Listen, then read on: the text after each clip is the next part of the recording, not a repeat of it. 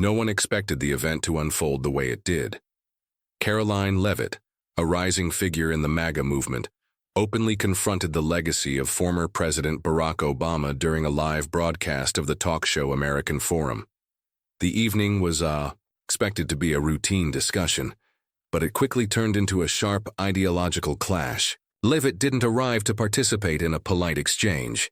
She came prepared to challenge ideas.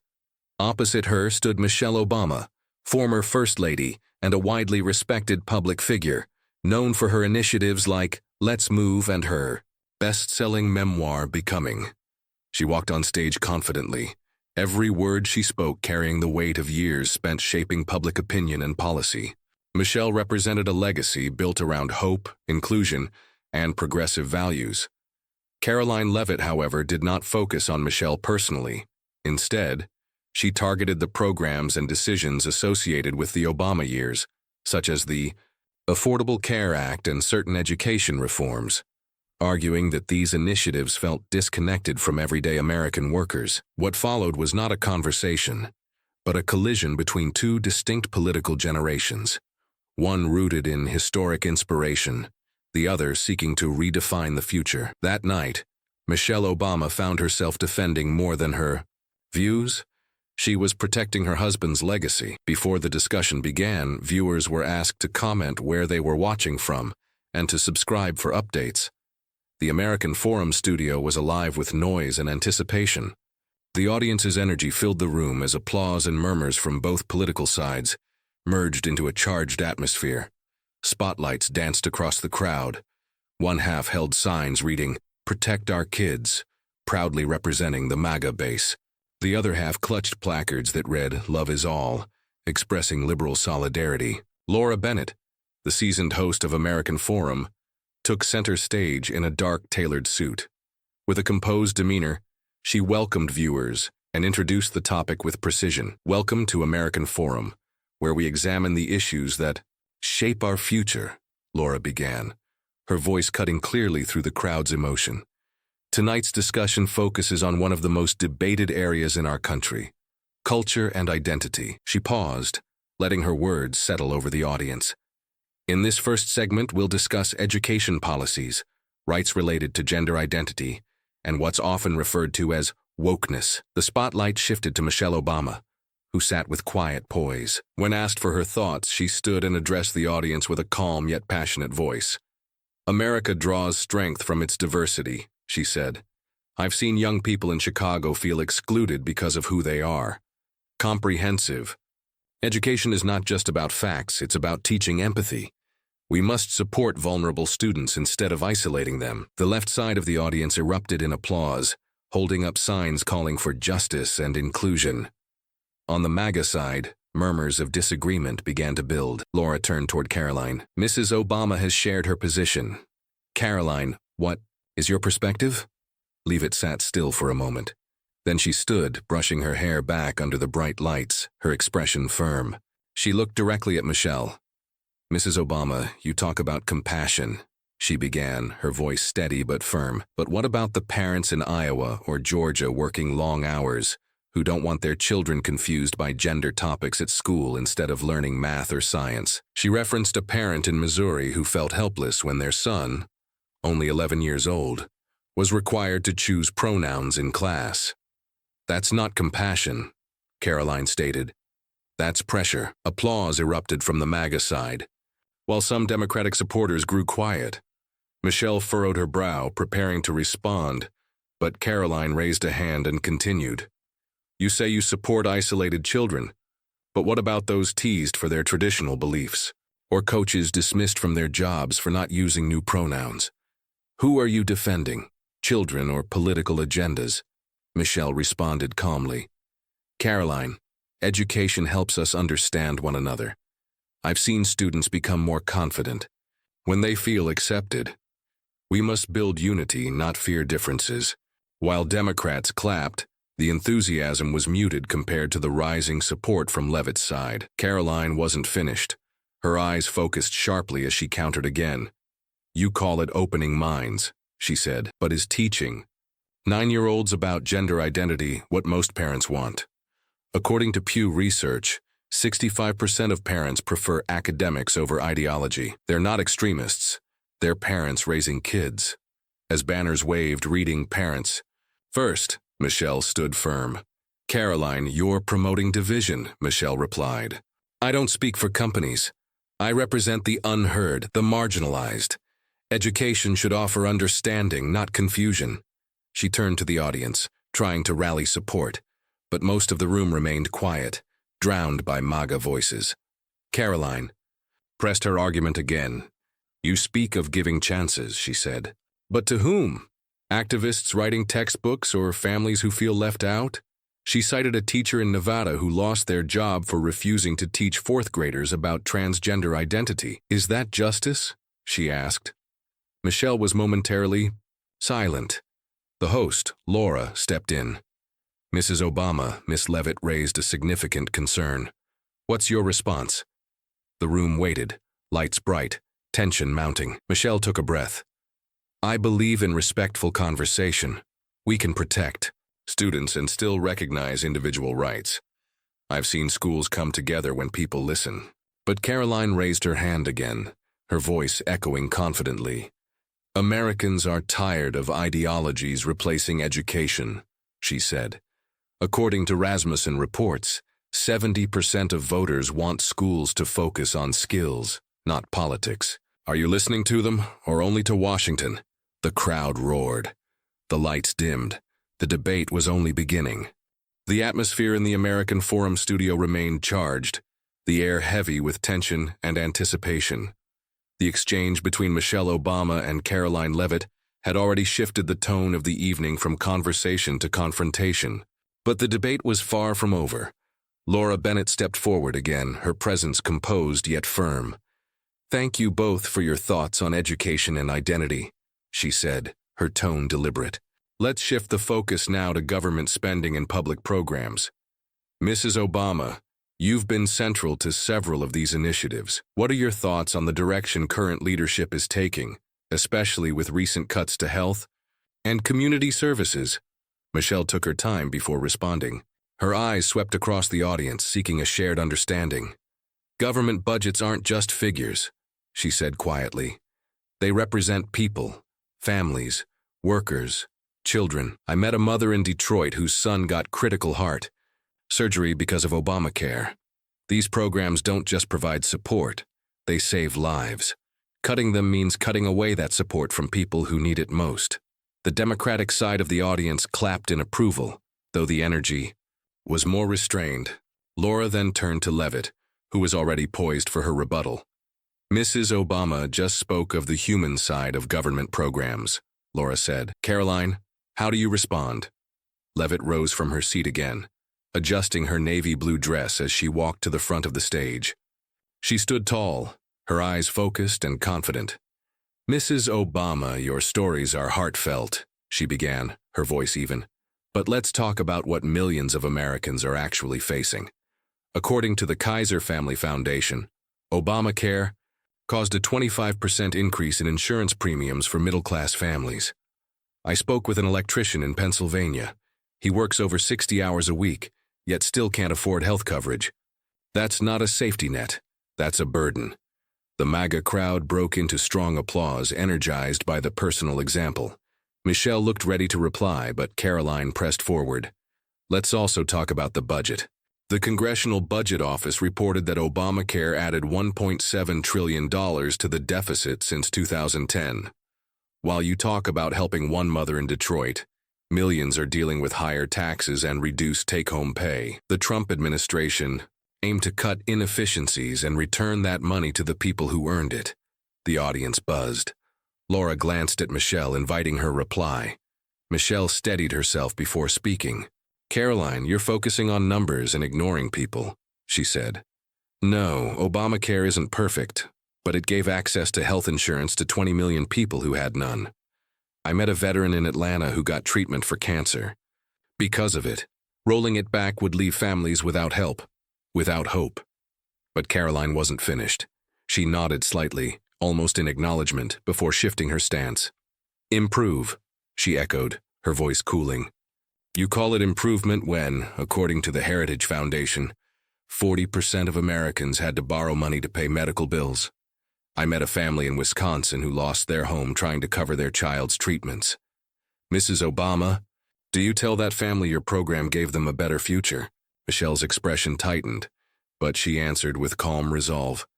Karoline, those stories are painful, and I don't ignore them, but you're painting an incomplete picture.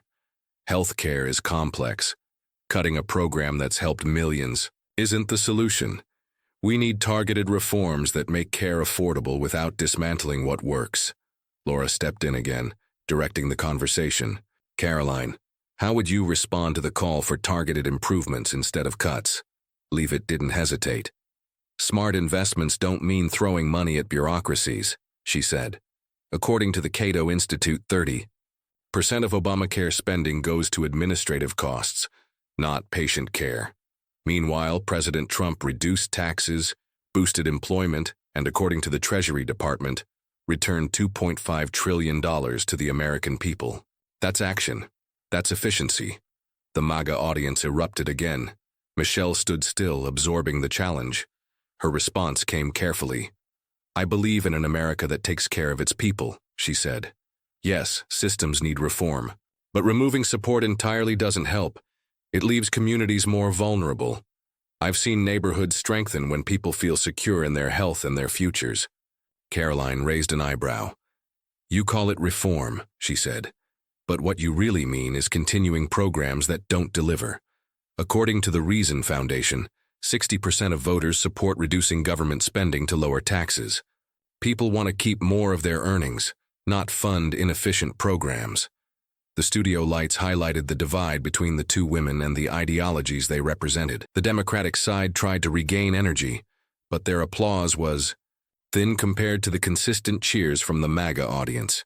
Laura turned to the camera, her tone signaling the segment's end. We've heard two powerful perspectives on healthcare and spending. Up next, we'll move to the broader topic of presidential legacy, what defines it and who decides it. The audience remained alert, the intensity of the debate only rising. As the debate continued, the focus shifted from specific policies to a broader, more personal question. What truly defines a president's legacy? The room settled into a sharp silence as Laura Bennett moved once again to the center of the stage. After all the policies, debates, and differences, she began, what remains? What does a leader truly leave behind for the nation? Her voice echoed in the quiet studio as she turned to Michelle Obama. Mrs. Obama, what would you say is the true legacy of your husband's presidency? Michelle took a moment before responding.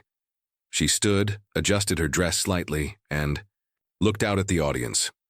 Our legacy, she said, her voice warm but steady, is one of overcoming adversity. When we entered the White House, the country was recovering from the worst financial crisis in decades.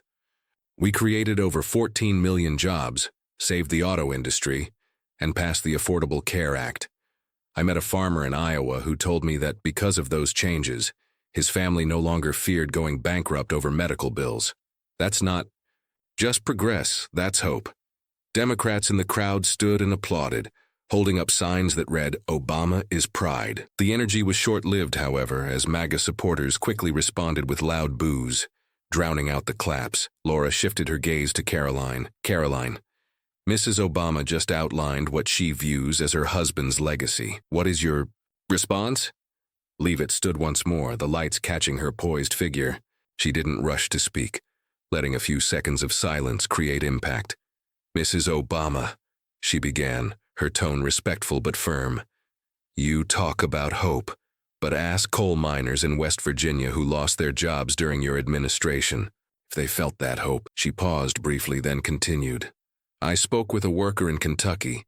He said the only thing he saw under your administration were closed factories and growing bills. You say hope. He remembers layoffs. Michelle opened her mouth to respond, but Karoline pressed forward without hesitation. Let's focus on the facts, she said. According to the U.S. Department of Commerce, average GDP growth under President Obama was 1.8%. Under President Trump, it reached 3.1% before the pandemic. That's not opinion, that's measurable progress. She took a small step toward the audience, her voice gaining momentum. In just 3 years, Trump created over 6.5 million jobs and removed thousands of burdensome regulations. The Council of Economic Advisors reported those changes saved American businesses more than $200 billion. That's not speeches. That's results. Michelle listened, her face composed, though the pressure was visible. Karoline turned back to face her. "So, Mrs. Obama," she asked, "when you speak of a better legacy, do you really believe Americans were better off under your administration?" The MAGA side burst into applause again, red banners waving, chants of "Trump, Trump," growing louder. Michelle remained standing, her expression focused. She leaned toward the microphone and replied, "Karoline, that's only part of the story. When we took office, the economy was collapsing. We had to rebuild it from the ground up. And we did. I met a construction worker in Oregon who told me that because of the economic stimulus, he could put food on the table and get health insurance for the first time in years.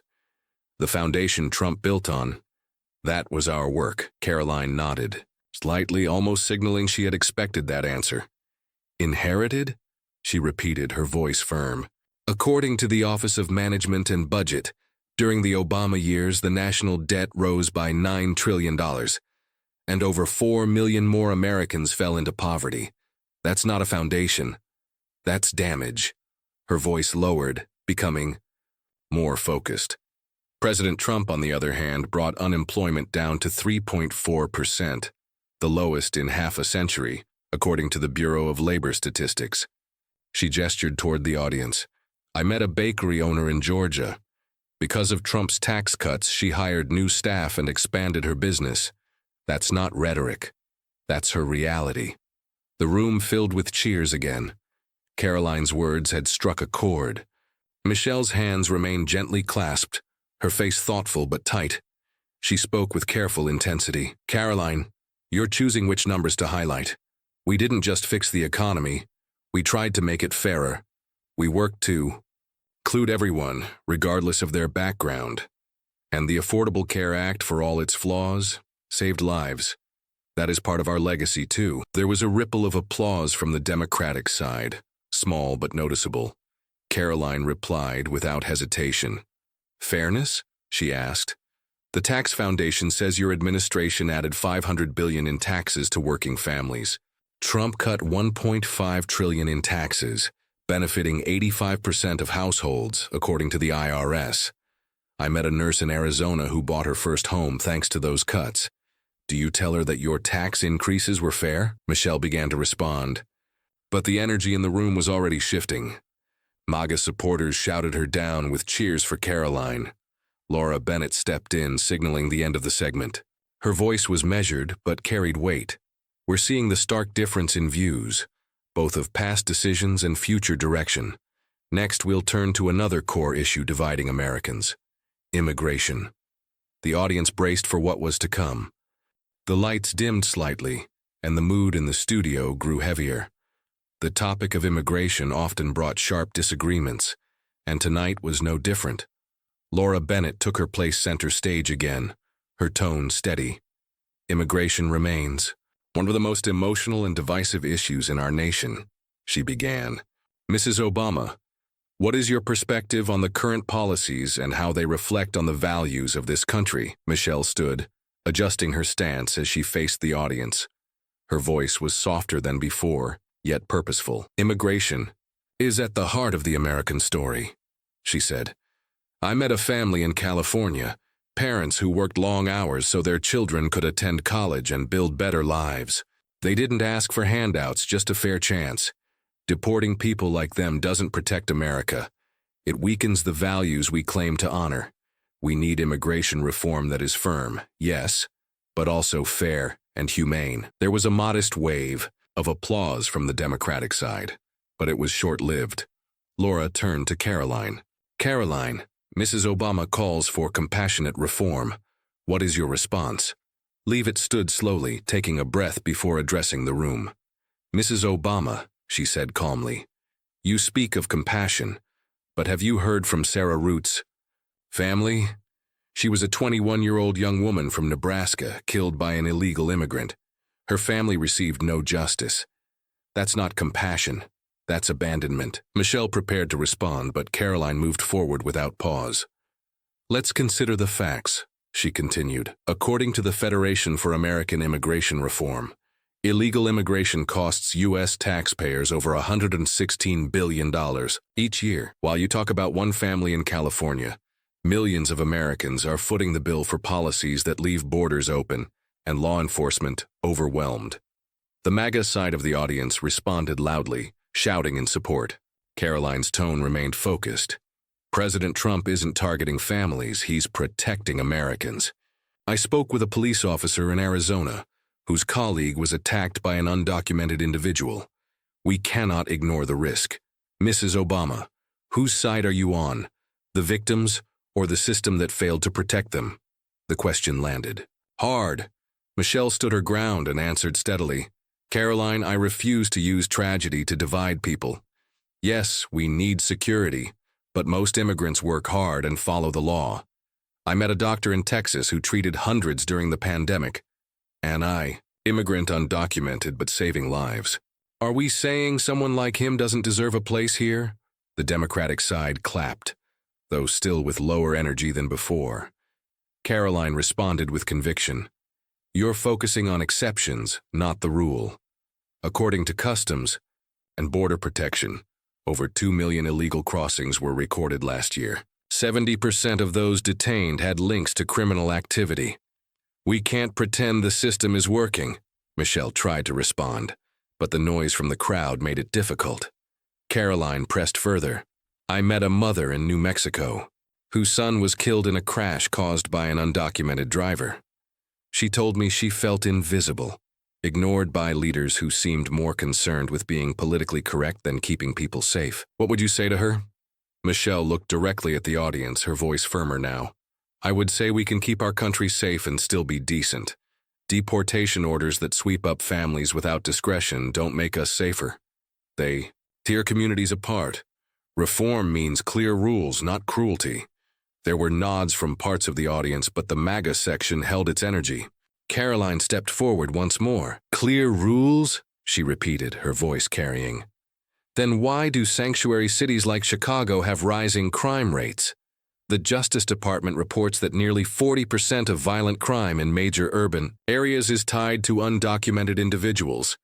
Mrs. Obama, do you call that safety? Is that the community you're defending? Michelle's expression showed the strain. She steadied her hands on the podium. Karoline, you're using fear, not facts. Crime is a complex issue, and blaming immigrants doesn't solve it. Most are peaceful, hard-working people. We need to fix the system without turning neighbors into enemies, the crowd murmured, the divide in reactions growing more visible. Some clapped softly, others remained silent. On the MAGA side, signs waved again, reading Protect America. Karoline did not let the moment go. Mrs. Obama, your version of fairness leaves citizens unprotected. According to the Center for Immigration Studies, 75% of Americans support deporting undocumented immigrants. President Trump listens to them.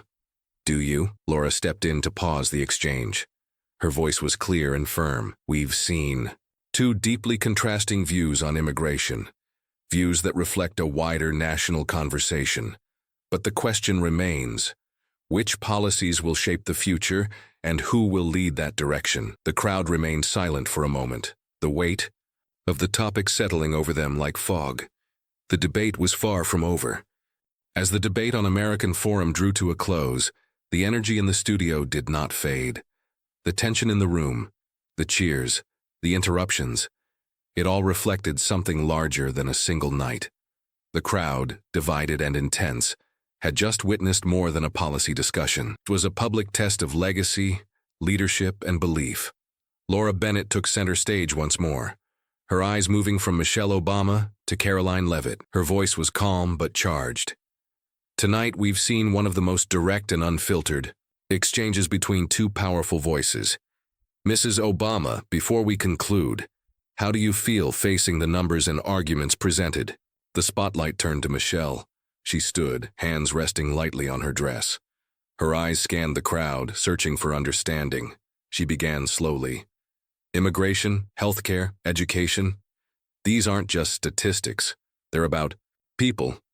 I've met families across this country who've relied on these programs just to survive. I've seen hope in their eyes when they realized they weren't forgotten.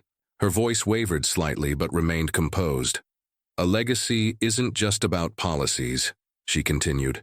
It's about building a country where no one is invisible, where a child in a struggling neighborhood still has a chance. The Democratic side responded with light applause, some rising to their feet. But the MAGA crowd remained still, unimpressed. Laura turned to Karoline. Karoline, you've clearly connected with many tonight. What's your closing thought after this intense exchange? Leavitt stood, her eyes unwavering. She stepped forward with quiet assurance. Thank you, Laura, she said. I didn't come here to challenge a person. I came to stand up for Americans who feel unheard. Her tone grew stronger. We've heard stories tonight, and yes, they matter. But stories shouldn't hide the truth. Across the country, people are struggling. Not because they're forgotten, but because bad policies have made their lives harder. She paused briefly, then added, They want leaders who make decisions based on results, not emotions. I'll keep fighting for them. The MAGA crowd erupted with applause, shouting her name. Banners waved, voices filled the room.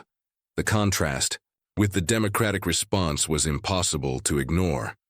As the stage lights faded, the tension remained. Backstage, the reactions continued to unfold.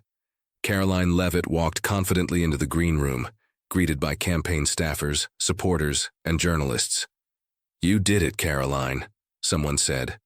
She offered a reserved smile, but there was pride in her eyes. Her phone buzzed. She answered, placing the call on speaker. Karoline, you're a warrior, said a familiar voice. It was Donald Trump. You showed strength, he said, and you showed the country what MAGA is all about. Karoline responded calmly. Thank you, Mr. President. I did it for the people, not the politicians. The room applauded again. Staffers nodded, and someone posted a Truth Social message within seconds.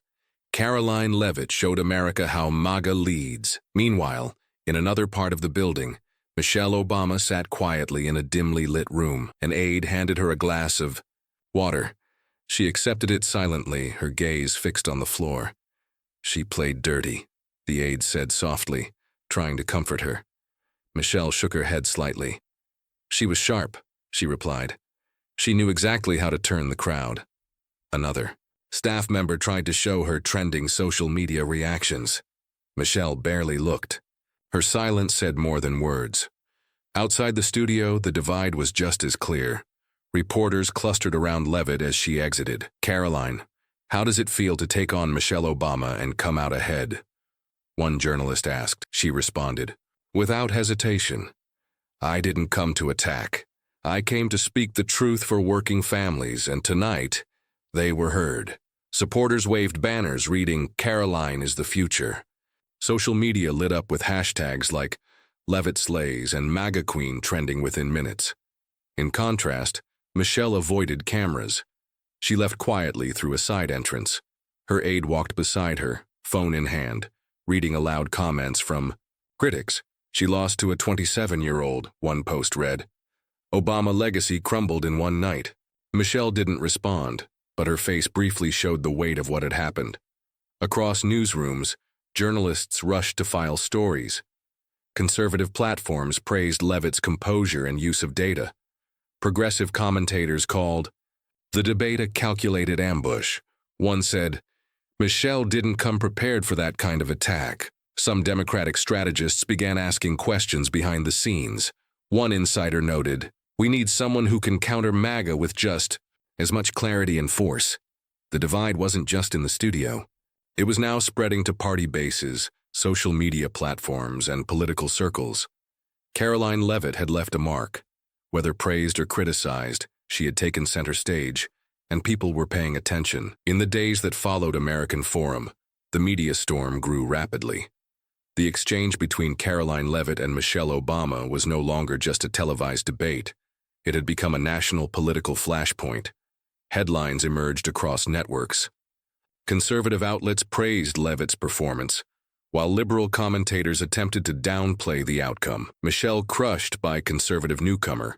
one headline read on a pro-MAGA news site. On the other side, a progressive blog responded with, "Michelle was ambushed, not defeated." But even within democratic spaces, questions began to rise. Social media buzzed with reactions. One viral comment said, "Michelle wasn't ready for that kind of confrontation." Another, more supportive post read, "She tried to remain civil in a room demanding combat." But the voices favoring Leavitt were louder, more coordinated, and spreading fast. Leavitt capitalized on the momentum. She appeared on multiple conservative platforms, Fox News, Newsmax, and talk radio, speaking with poise and consistency. "I didn't go to war with Michelle Obama," she said in one interview. "I stood up for the families who feel their government no longer speaks for them." A video clip of her comment reached millions within hours. Supporters posted quotes, turned sound bites into graphics, and added hashtags like Leavitt leads and Next Gen Conservative. Meanwhile, Michelle Obama maintained a low profile. According to sources close to her, she canceled several planned speaking events. An aide confirmed she was considering writing a new book but would avoid political media appearances for the time being. In private, some Democratic organizers voiced concern. "We saw Michelle as a strong symbol of our values," one strategist admitted. But she wasn't prepared for someone like Leavitt, someone young, data-driven, and relentless. That concern led to quiet, internal meetings. Political consultants began calling for new voices, leaders who could adapt quickly and meet opponents with equal intensity. At the same time, conservative groups celebrated. Leavitt quickly became more than a name. She became a symbol. Local MAGA organizations began organizing events called Karoline Nights, where supporters discussed policy, watched debate clips, and handed out campaign-style flyers. At one such gathering in Texas, a university student told a local reporter, "Karoline made me believe I could be in politics. She's sharp, fearless, and she listens to real people." Conservative journalists echoed that praise. One column on Breitbart, "Leavitt didn't just speak. She reshaped the conversation. She showed that young conservatives are not only ready, but capable of leading." That shift wasn't limited to media headlines. Donations to conservative PACs spiked, with several donors citing Leavitt's performance as their motivation. A rising tide of support for younger conservative candidates began to take form. Leavitt was now being mentioned alongside other rising figures in the movement. Some even speculated whether she would be tapped for a future cabinet position or campaign leadership role. Trump himself posted again, praising her directly. "Karoline Leavitt is the future of this country. She speaks for the forgotten and they're finally being heard." In contrast, Democratic messaging remained fragmented. Some supporters praised Michelle's grace and restraint, saying she refused to sink into hostility. Others criticized her for not being more aggressive. "Facts alone aren't enough anymore," said one commentator on MSNBC. "Emotion wins arguments. Michelle brought principles, Leavitt brought precision." That contrast became a major talking point. Pundits noted that Leavitt combined data with relatable stories. She didn't just argue against policies. She gave names, places, and consequences. That approach resonated far beyond the studio. Backstage footage from the night of the debate surfaced online. One clip showed Michelle sitting in silence, watching a phone screen showing social media commentary.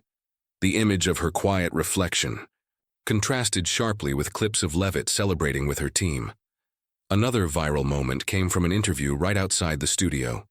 A reporter asked Leavitt, "Do you think you changed the political game tonight?"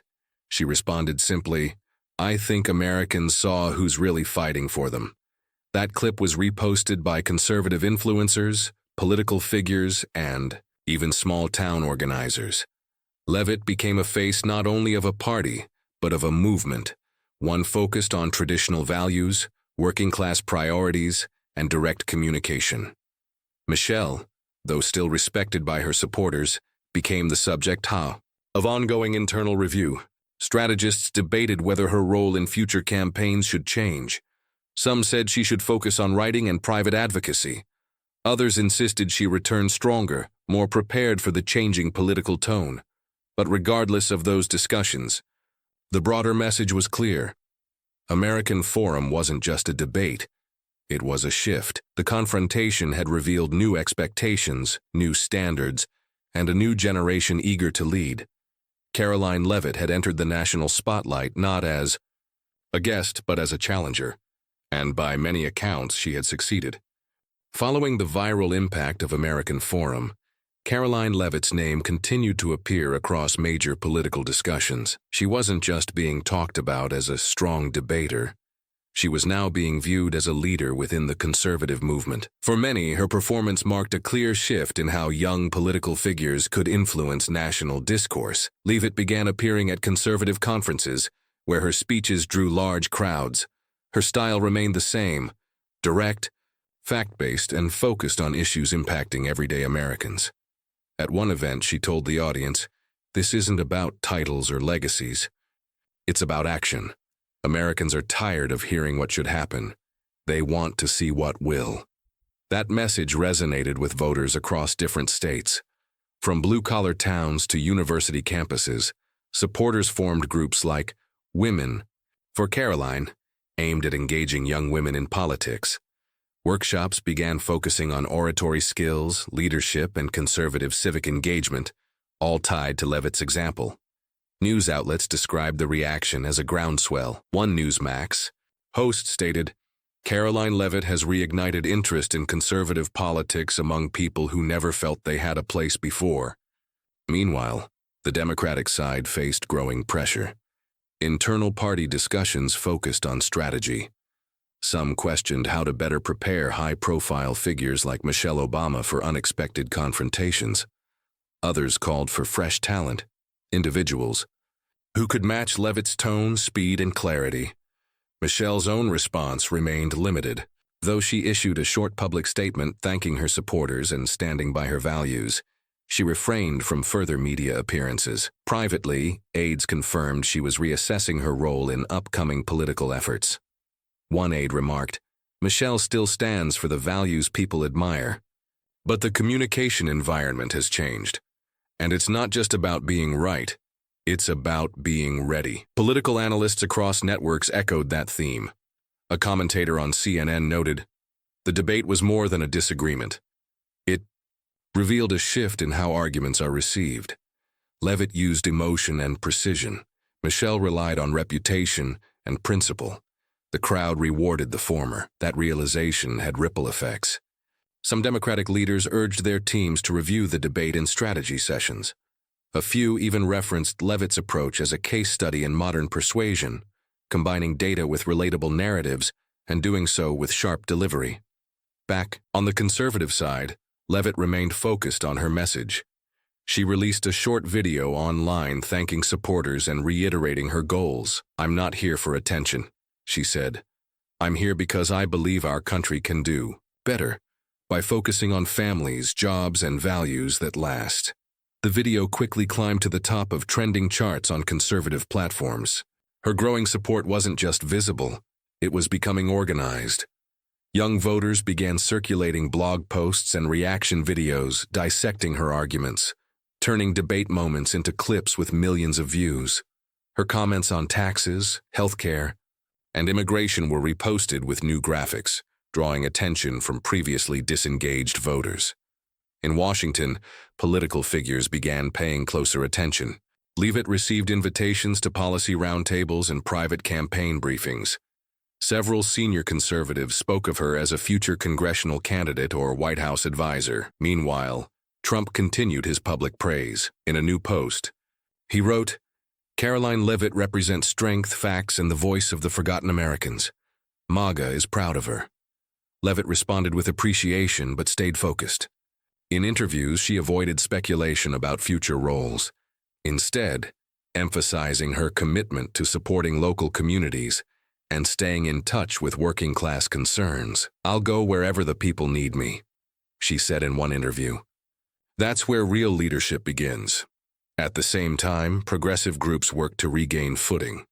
Some activists launched campaigns aimed at reframing Michelle's role in the debate, highlighting her consistent grace and measured tone. "She stood for dignity," one post read, "even when the tone around her shifted. Still, The reaction was mixed.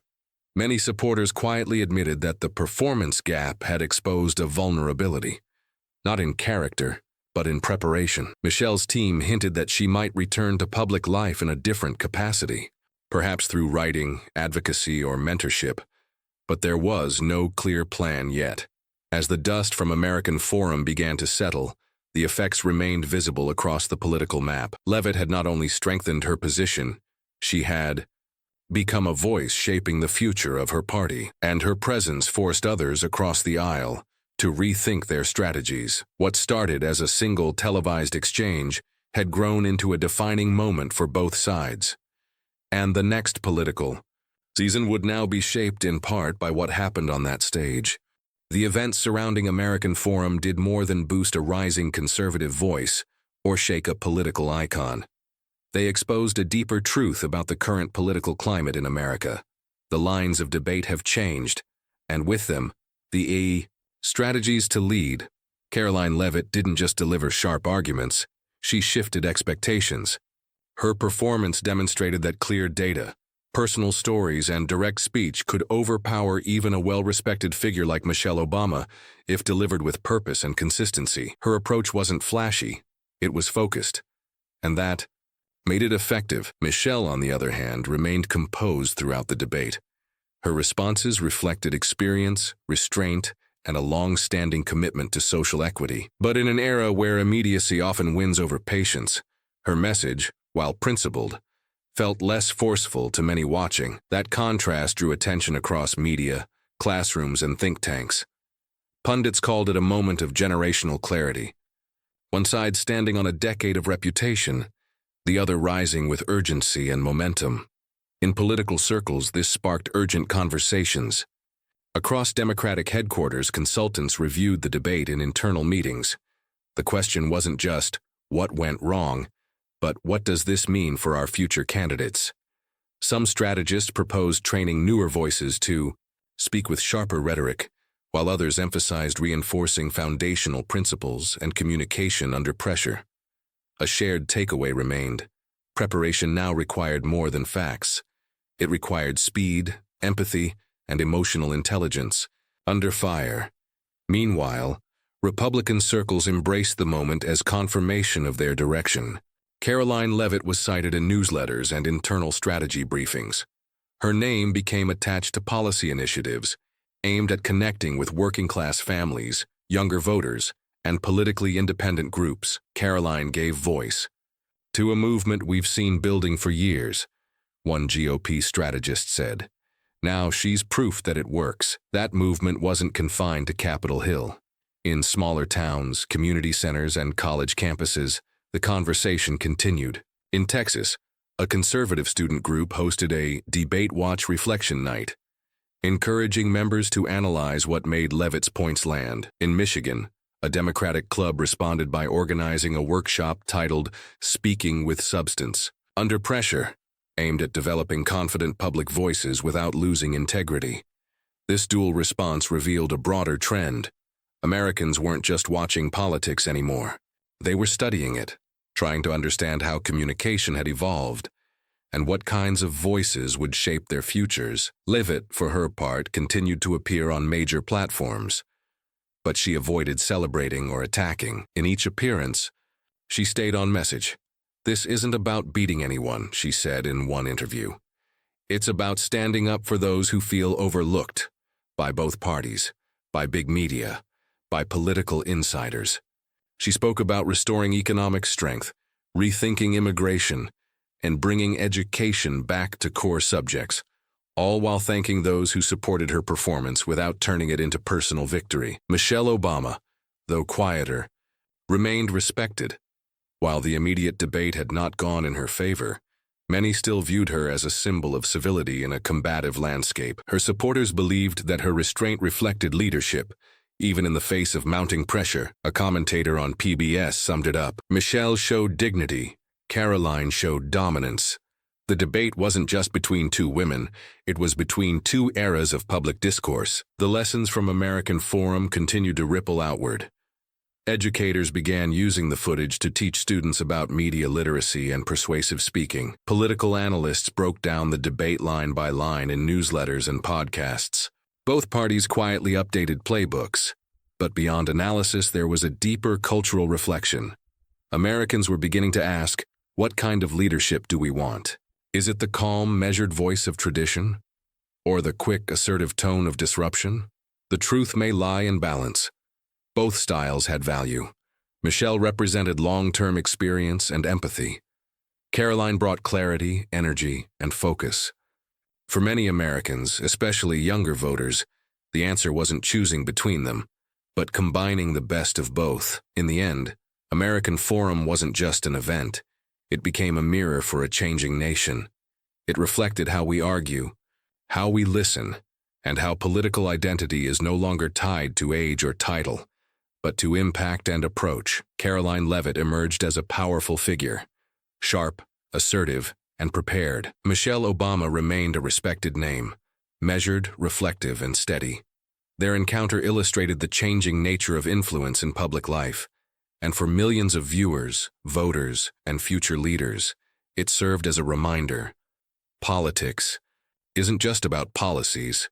It's about communication, connection, and how well one speaks not only to ideas, but to people. As the final credits rolled on American Forum and the studio lights dimmed, the real story was only beginning. American politics had taken another turn, one that would influence elections, strategies, and public dialogue for years to come.